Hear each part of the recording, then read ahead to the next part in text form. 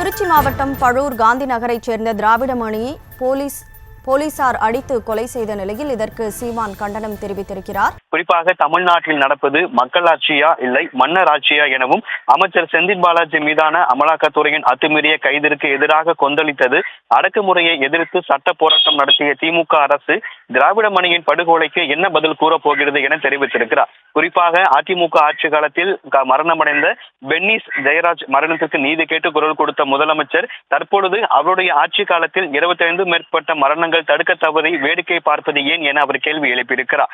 திமுக அரசு இனியும் காலம் கடத்தாமல் திராவிடமணியின் மரணத்திற்கு காரணமான காவல்துறைகள் மீது உடனடியாக கொலை வழக்கினை பதிவு செய்து அவர்களை கைது செய்வதுடன் விரைவான நியாயமான நீதி விசாரணைக்கு உத்தரவிட வேண்டும் எனவும் இந்த எக்ஸல் பக்கத்தில் நாம் தமிழர் கட்சியின் ஒருங்கிணைப்பாளர் சீமான் அறிக்கையாக வெளியிட்டிருக்கிறார். கனிமொழி.